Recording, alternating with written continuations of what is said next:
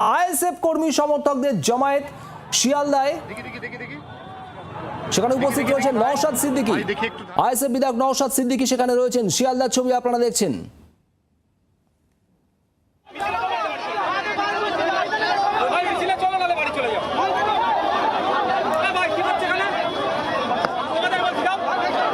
Sealdah ISF কর্মী সমর্থকদের জমায়েত, যেখানে উপস্থিত ভাঙড়ের আইএসএফ বিধায়ক নওশাদ সিদ্দিকী।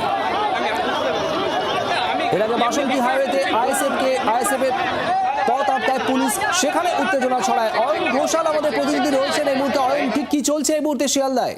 কিন্তু গোটা কলকাতার অনেকগুলি জায়গা থেকে বিক্ষিপ্তভাবে অশান্তির খবর ছিল, কিন্তু আজকে নওশাদ সিদ্দিকী তিনি কিন্তু আগাগোড়া সতর্ক। আমরা তাকে ফেলে দিচ্ছি, তিনি ঠিক যে মৌলালী মোড়ে জামিয়াতে উলেমায়ে হিন্দের যে ওয়াকফ সংশোধনী আইন বিরোধী কর্মসূচি ছিল, যার ফলে কিন্তু গোটা কলকাতার অনেকগুলি জায়গা থেকে বিক্ষিপ্তভাবে অশান্তির খবর ছিল, কিন্তু আজকে নওশাদ সিদ্দিকী তিনি কিন্তু আগাগোড়া সতর্ক।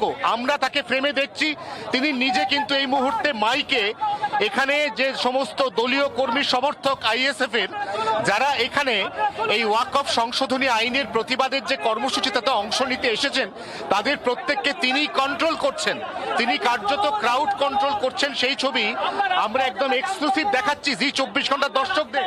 কি বলছেন তিনি শুনবো। আজকে রাস্তা জ্যামের আমাদের কোনো প্রোগ্রাম নয়, আজকে শান্তিপূর্ণ আন্দোলন আছে, একটা প্রতিবাদ মিছিল আছে।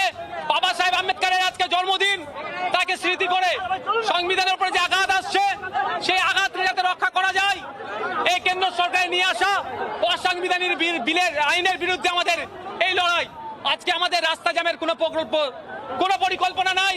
যত দ্রুত সম্ভব রাস্তা ক্লিয়ার করুন, এখানে কেউ দাঁড়াবেন না ভাই, আপনি এগিয়ে চলুন। এই প্রশ্ন আপনাদের তো তাও আটকানো হলো ভাঙড়ে, কেন হলো আটকানো, কিসের? দেখুন সমস্যা এখানে এটাই, আইএসএফ কে ভয় পায় এরা রাজনৈতিক দল। আমরা চাই ধর্মের ঊর্ধ্বে গিয়ে আর্থসামাজিক যে সমস্যা ওয়াকফ সংশোধনী আইন, এটাকে বাতিল করতে হবে। সেই জন্য আমরা রাস্তায় আজকে নেমেছি।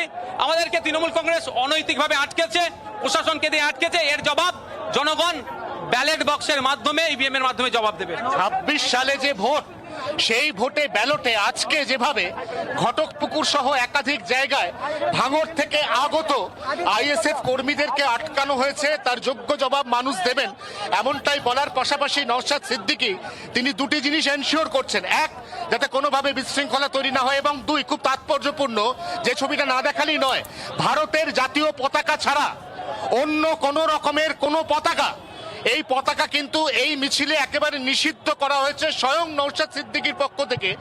আচ্ছা অয়ন, যে ছবিটা দেখাচ্ছে আপনারা দেখতে পাচ্ছেন, শিয়ালদহ চত্বরে বিপুল সংখ্যা আইএসএফ কর্মী সমর্থক তারা হাজির হয়েছেন।